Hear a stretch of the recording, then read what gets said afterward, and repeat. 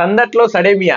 ఇప్పుడు BRS party వాళ్ళు వజ్రోత్సవం పెట్టుకున్నారు. వాళ్ళ పార్టీ వాళ్ళు చేస్తాను. కాంగ్రెస్ పార్టీ అధికారంలో ఉన్నది వీళ్ళు చేసుకుంటా ఉన్నారు. మరి బీజేపీ ఒక జాతీయ పార్టీ, కేంద్రంలో బీజేపీ పార్టీ ఉన్నది. మీకు పుష్కలంగా నిధులు వస్తాయి. పైగా ఇద్దరు కేంద్ర మంత్రులు ఉన్నారు ఇక్కడ.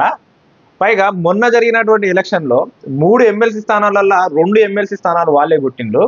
దానికన్నా ముందు పార్లమెంట్ ఎలక్షన్లల్లో పాపం రెండో బీఆర్ఎస్ పార్టీ, అంత పెద్ద బీఆర్ఎస్ పార్టీ 10 ఏళ్ళ అధికారం ఉన్న పార్టీని తన్ని 2వ స్థానానికి వచ్చి అధికారంలో ఉన్న కాంగ్రెస్ పార్టీకి ఎన్ని సీట్లు ఉన్నాయో బీజేపీ పార్టీ కూడా అన్ని సీట్లు వచ్చింది. మీకు ఇంత 50% స్ట్రైక్ రేట్తో ఉన్నటువంటి మీ పార్టీ అసలు ఏం రాజకీయాలు చేస్తా ఉంది? పాపం ఈ ఏలేటి మహేశ్వర్ రెడ్డి అనేటువంటి బీజేపీ నేత కాస్త కూస్త తల్లాడుతూ ఉంది. ఇప్పుడు పెద్ద పెద్ద నేతలం, మేము ఈ నేతలం ఆ నేతలం అని చెప్పేసి వీర్లు పలికే 2 కేంద్ర మంత్రులు ఉన్నారు. ఈటల రాజేందర్ ఉన్నాడు, అక్కడ నిజామాబాద్ అరవింద్ ఉన్నాడు. వీళ్ళందరూ ఈ పార్టీ కోసం ఏం చేస్తా ఉన్నారు?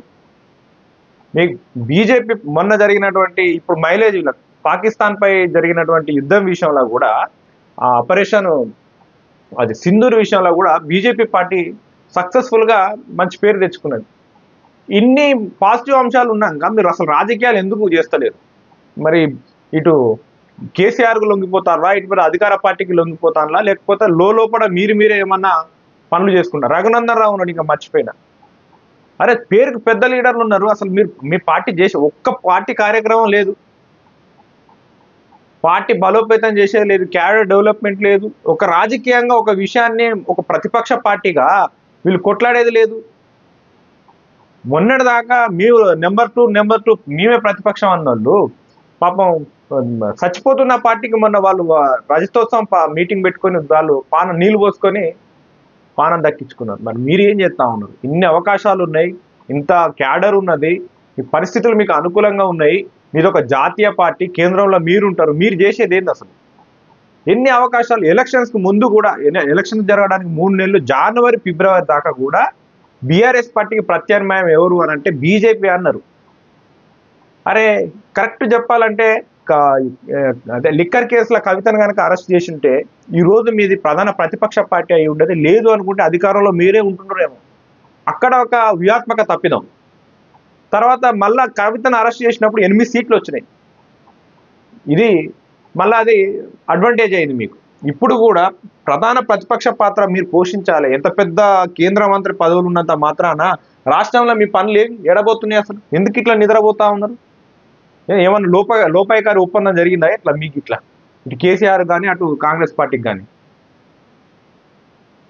గులాబీ పార్టీని డ్యామేజ్ చేయడానికి పాపం ఒక్కడే కష్టపడతాడు ఈ ఏలేటి మహేశ్వర్ రెడ్డి అనే వ్యక్తి. ఎవ్వరు మాట్లాడతలేరు, ఒక రాజకీయ అంశాన్ని కూడా సరిగ్గా డీల్ చేయలేకపోతా ఉన్నారు. వచ్చిన ప్రతి అవకాశాన్ని ఒక్కడే డీల్ చేసుకోం. ఇప్పటికి కూడా రాష్ట్రంలో బీజేపీ పార్టీకి ఉన్నటువంటి అనుకూల అంశాలు ఏ పార్టీకి లేవు. వాస్తవానికి అది కుటుంబ పాలన, అవినీతి పాలన. రేపు కనుక ఇటు ధరణి స్కామ్ కానీ, లేకపోతే ఈ మన మియాపూర్ భూ కుంభకోణం కానీ, విద్యుత్ కొనుగోలు కానీ, ఈ రేస్ కానీ, కాళేశ్వరం ప్రాజెక్ట్ కానీ, ఈ విషయాలలో వాళ్ళని రోడ్డు మీద తీసుకొచ్చి జైలు పాలయ్యేటువంటి పరిస్థితి ఉన్నప్పుడు ఖచ్చితంగా అది మీకు ఒక అడ్వాంటేజ్ అవుతుంది.